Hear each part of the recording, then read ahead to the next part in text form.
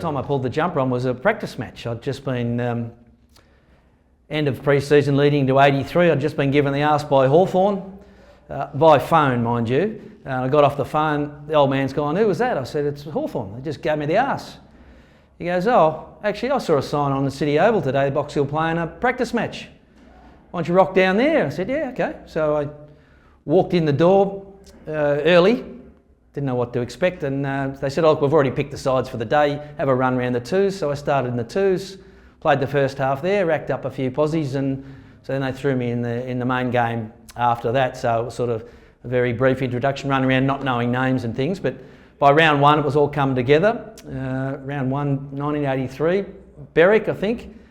My main memory of the game was the only one of my 250 senior games I got injured in. So I ended up sitting out the game on the bench with a bung ankle.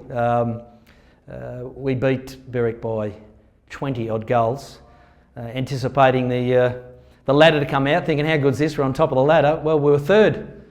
Two other sides had had massive wins as well, and so we're sitting third. So, but yeah, it was sort of a bit of a start of a new era for us, and we were starting to win some games, so it was good fun.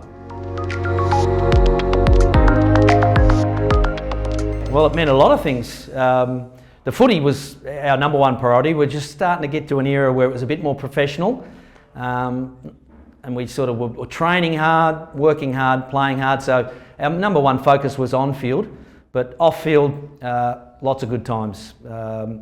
Before and after training, hitting the showers was always good fun in the showers, throwing tape around and those sort of things. Footy trips, golf days, all those sort of things were good fun. So we were hitting it pretty hard on the field and training hard, and we were socialising very hard, if you know what I mean, as well. I started with 45 because, as I said, I walked off the street, so they gave me 45 in my first year, and then after that it was 5. So this is the premiership, 84 premiership jumper. I was number 5 by then, so that was terrific. So I've kept my jumpers. Might just squeeze into it perhaps. So yeah, it was awesome, and it was the Mustang, which is very nostalgic now, and it was good fun. Well, it was a lot of fun. We won by 135 points, which is a record margin and a record score for any senior VFA final, and perhaps any final altogether. The winning margin's a record. So it was a lot of fun. I remember just about everyone kicking a goal. I think there was 12 or 13 goal kickers. We only had 18 aside because it was 16 a man out on the ground. So, 12 or 13 of the 18 kicked goals. It was party time at half time because we were so far ahead. We were pumped, we were ready to go, and being the first was obviously special, but probably more so special for the people who've been around the club forever, and seeing the mighty Mustang jumpers up there on the dais getting the cup was just sensational. People were going nuts. We were just singing the song over and over and over again. It was going off, so it was very special.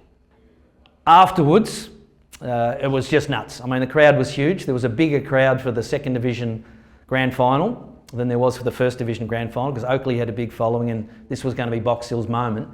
And so the massive, nearly 15,000 people, and it just went off, and I think every one of those 15,000 people tried to get into the Blackburn Hotel afterwards, and I couldn't get in, and half the team couldn't get in. They just bounced us there, sorry mate, we're full.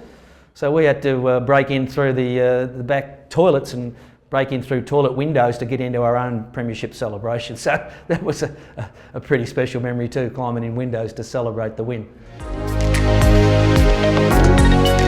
Off-field memories that people might not know about is that we were broke. We had no money. We were winning premierships, but we were broke. So I've got memories of rattling tins on the intersection outside the club, selling raffle tickets at shopping centres, calling bingo numbers at bingo sessions just to raise money to keep the club afloat, really. So it was tough. We had supporters digging deep, sponsors digging deep, the players doing what they could to raise money just to sort of keep things happening. So, but we were starting to turn it around by the 80s, but early 80s, we had no money. We were rattling tins on the side of the road. Yeah, well, you're right. I was pretty lippy. You talk about sledging that might have been particularly amusing to us. I don't think it was too amusing to our opponents at the time, the things that were said on the field. But yeah, I had a bit of a reputation for giving a bit of a lip.